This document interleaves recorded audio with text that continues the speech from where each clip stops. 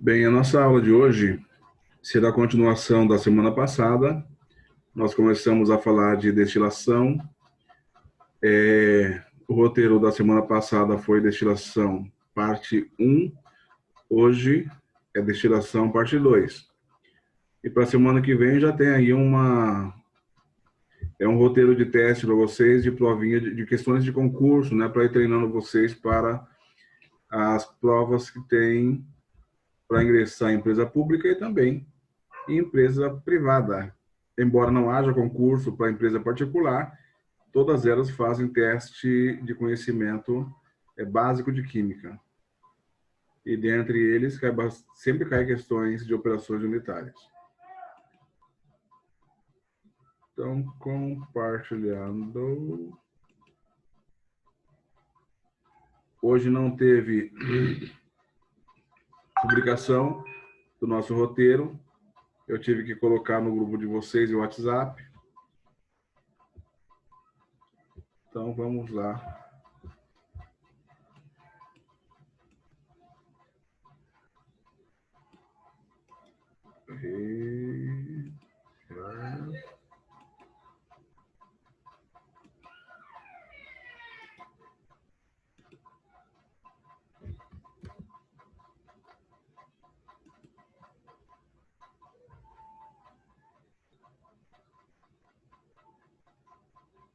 Olá, eu sou a Maria. Peraí.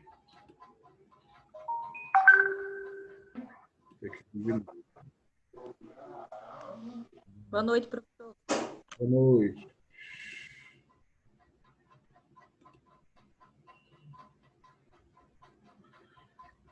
Pessoal, está aparecendo aí o vídeo para vocês? Sim. Está aparecendo o vídeo? Sim. Sim, professor. Maravilha. Vamos mostrar um pouquinho sobre como funcionam os processos de separação. Bom, mas o que são processos de separação? São os processos quais têm como objetivo ajustar a concentração da mistura para etapas posteriores de um processo, podendo então promover a concentração de uma certa substância ou então a remoção de um certo contaminante. São processos extremamente utilizados na indústria química e bioquímica e podem estar presentes em várias etapas de um processo, tais como desde a preparação de uma matéria-prima, entre processos em que ocorrem mudanças químicas, físicas ou bioquímicas e até mesmo na etapa final, que ajusta a concentração para a especificidade de um produto. O processo industrialmente mais utilizado é a coluna de destilação, e ela separa misturas homogêneas através da diferença da volatilidade das substâncias. Bom, este é um exemplo de uma coluna de destilação. Na parte de fora, ela consiste basicamente numa torre cilíndrica, enquanto que na parte de dentro, ela possui pratos perfurados ou valvulados. Na parte de baixo, ou seja, no final da coluna, tem-se um refervedor, o qual aquece a mistura líquida, tornando-o um vapor. Enquanto que na parte de cima temos um condensador. Esse condensador resfria o vapor condensando. Olá, meu nome é Thiago, sou professor do curso de Engenharia Química da Universidade Federal de Goiás e vou explicar brevemente o funcionamento de uma coluna de destilação. Primeiramente, a alimentação, que consiste numa mistura a ser separada, é realizada em um estágio intermediário da coluna. A corrente líquida percorre o interior da coluna pelos estágios, devido à ação da gravidade, chegando até o refervedor. No refervedor, essa mistura recebe calor, entrando em ebulição. A fase vapor formada, ela terá uma concentração maior nos componentes menos voláteis ou mais leves, enquanto a fase líquida, ela terá uma concentração maior nos componentes mais pesados, menos voláteis. Esse vapor, então, é redirecionado para a coluna de destilação, onde esse vapor sobe pela coluna, atravessando os estágios e entrando em contato com a fase líquida. Esse vapor, então, ele vai ser direcionado para o condensador, onde esse vapor ele é resfriado até a condensação total desse vapor. Parte do líquido formado ele retorna à coluna, garantindo, então, a corrente líquida através de toda a coluna e o contato da fase vapor em todos os estágios com esse líquido. Conforme o vapor sobe através dos estágios, a concentração no componente mais volátil, ela aumenta. Então, no condensador, a gente tem a mistura, uma concentração maior nesse componente mais volátil. Enquanto o líquido, conforme ele desce através da coluna, a concentração dos componentes menos voláteis aumenta. Tanto que, no refervedor, parte do líquido, da mistura líquida que não é evaporada, ela é retirada como o chamado produto de fundo, enquanto que a outra parte que sai do condensador, ela é retirada como produto de topo. Esse é um vídeo que mostra o funcionamento da coluna de destilação que é utilizado em uma das práticas do curso de Engenharia Química na Universidade Federal de Goiás. A coluna ela é bem alta, toda em vidro. A gente tem aqui um condensador, onde todo o vapor que chega ali ele é condensado. Esse aqui é o balão onde é recolhido esse condensado. Todo condensado é direcionado de novo para a coluna, ela opera em ciclo fechado. Não é retirado o produto de topo, nem o produto de fundo. A gente consegue observar aqui cada um dos estágios, o vapor entrando em contato com o líquido. Pelas mangueirinhas laterais, o líquido ele vai descendo pela coluna até chegar no fundo, onde a gente tem um aquecedor que garante que toda essa mistura entre em ebulição. E onde é aplicada a coluna de destilação? Ela é aplicada, por exemplo, no refino do petróleo, em que a coluna de destilação é a primeira operação.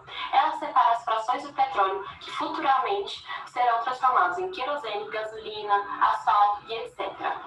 Outros exemplos é da produção de etanol e produção de bebidas alcoólicas, em que a destilação tem como papel aumentar o teor alcoólico. Para compreender esse processo, o engenheiro químico estuda durante essa graduação matérias avançadas como termodinâmica, mecânica dos fluidos e fenômeno de transporte de calor e energia, que tem base como química, física e matemática. O engenheiro químico pode atuar no projeto, na otimização e montagem de equipamentos, sistemas de controle e automoção, e o que diferencia é o projeto e a otimização de todo o processo de uma indústria química e bioquímica. Se você gosta de química, física e matemática e se considera criativo, talvez engenharia química seja o curso certo. Olá, eu sou a Maria. Tchau. Muito bem, vimos o vídeo. Agora vamos ver a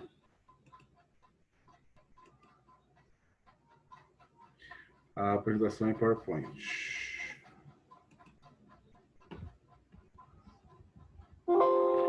Tá. Essa apresentação é a continuação do que nós vimos semana passada. Nós vimos lá os princípios básicos, né, da destilação industrial e agora a gente vai passar a parte de operação. Então, o que influencia uma destilação fracionada na indústria, né? Quais são as principais variáveis que influenciam nessa destilação? Nós temos uma das questões principais, o refluxo, né? Que é chamada de razão de refluxo. Então, vocês devem ter já observado no vídeo que existe no fundo, né, na parte de baixo da coluna, um equipamento chamado refervedor. A função dele é ferver de volta o líquido, né, que chega na base da coluna, e a parte volátil que está no líquido, ele volta para a coluna num movimento ascendente, que vai subindo. Ao subir esse vapor, ele vai enriquecendo, vai aumentando em quantidade até sair no topo. Lá no topo, o vapor ele passa por um condensador e parte desse vapor vira líquido, e esse líquido retorna para a coluna no movimento descendente, para arrastar a parte mais pesada que está entrando na alimentação, de forma que no topo da coluna a porcentagem de produto leve é muito maior, muito grande, né? Está enriquecido em produto leve, e na parte inferior eu vou ter maior quantidade de produto pesado e vou ter menor quantidade de parte leve. A gente chama de região de empobrecimento por causa disso, ou região de esgotamento.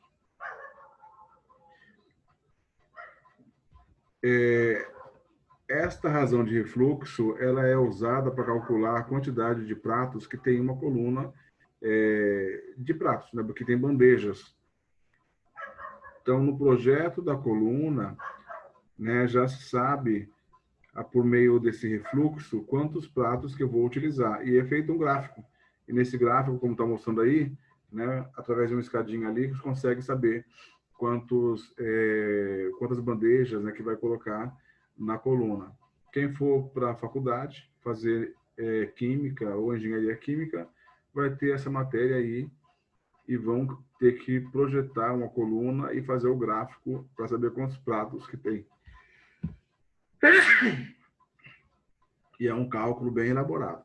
É pena que a gente não dá nem para mostrar aqui porque o tempo não permite. Uma outra questão que também vai influenciar o funcionamento da coluna é a propriedade da carga, ou seja, o que está sendo colocado na coluna para que ocorra a separação do produto destilado.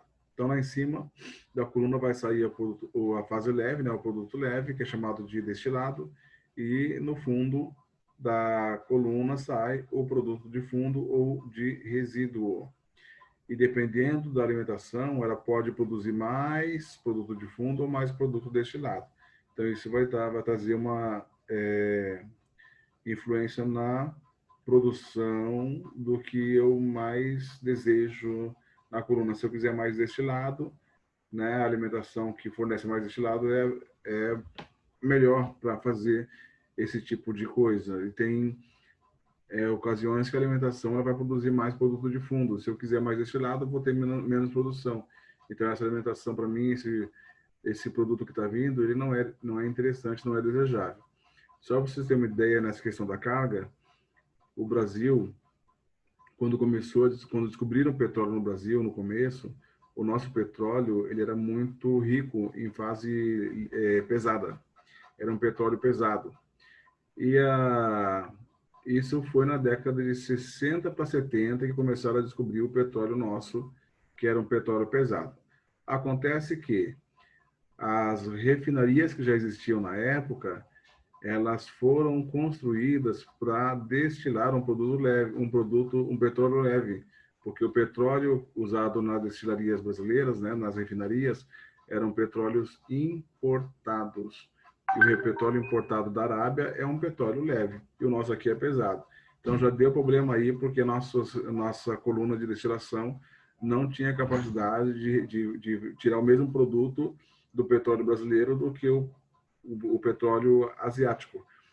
Por isso que na hora de projetar uma refinaria, né, projetar a coluna principalmente, eu tenho que conhecer muito bem qual vai ser a alimentação que vai entrar na coluna, porque ela vai determinar a produção do que eu quero tirar, né, dessa mistura aí de líquidos, né, dessa solução. Continuando a falar dos fatores que influenciam, né, a coluna, a destilação fracionada, nós temos a questão dos pratos. E alguns pratos têm borbulhadores. Esses borbulhadores, eles permitem que a fase gasosa ela passa por dentro do borbulhador, né, por dentro é como se fosse uma campânula, um pratinho, né, uma campainha, parece uma campainha. E aqui o gás ele entra, ele levanta a tampinha assim e borbulha dentro do líquido. E com isso a interação entre a fase leve e pesada é maior e se consegue arrastar mais fase leve para cima. A ideia de trabalho é que consiga se arrastar 100% dos componentes mais voláteis. Só que não existe equipamento que funcione 100%. Então, uma coluna de destilação de pratos que consiga arrastar de 50% a 80% já está trabalhando muito bem.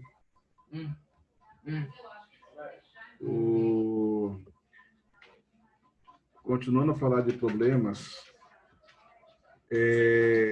só um minutinho. Eric, sai. Gabriel, sai e fecha a porta, por favor. Vamos, Eric. Continuando a falar agora dos problemas, né? Nós falamos antes das influências, agora vamos falar de problema que pode acontecer na coluna de destilação. Pode acontecer uma situação que é chamada de problema de arraste. O que é o problema de arraste? Esse problema de arraste é o transporte que acontece pelo vapor de gotinhas de líquidos, de líquido para do prato de baixo para o prato de cima. Né? Essa quantidade de líquido arrastado, ela vai influenciar na eficiência da coluna como um todo. Porque o vapor que sai em cima, ou seja, o produto leve que sai no topo da coluna, ela não pode ter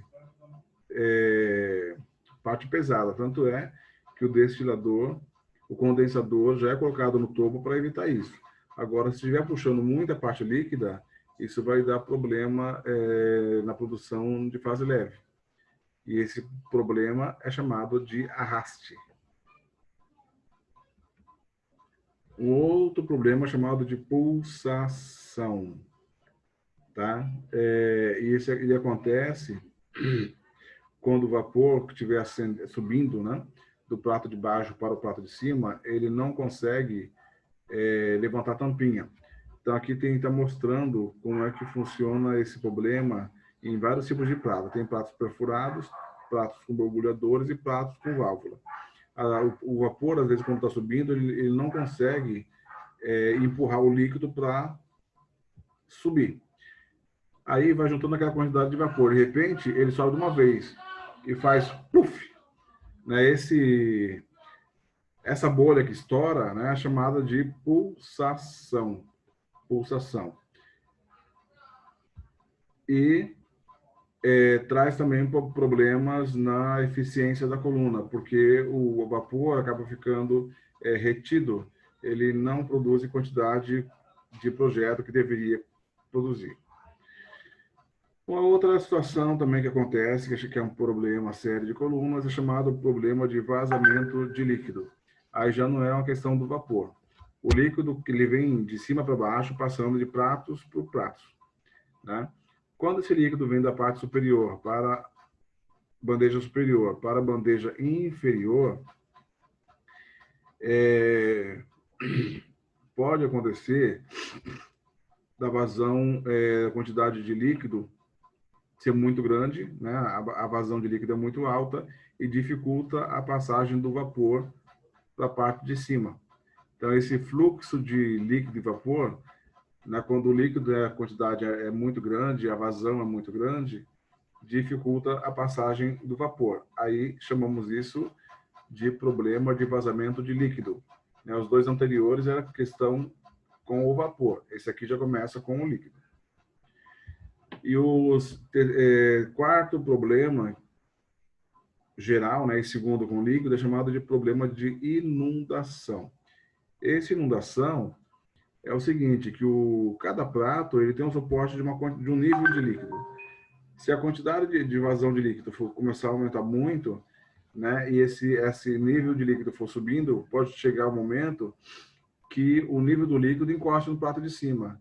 E aí a coluna inteira ela pode ficar cheia de líquido. E isso é chamado tecnicamente como inundação. Se a coluna ficar toda encharcada de líquido, ela não vai funcionar mais, não vai funcionar. Ela pode travar e não funcionar. Isso aí é um problema chamado de inundação. E acabou. E agora vamos para as perguntinhas.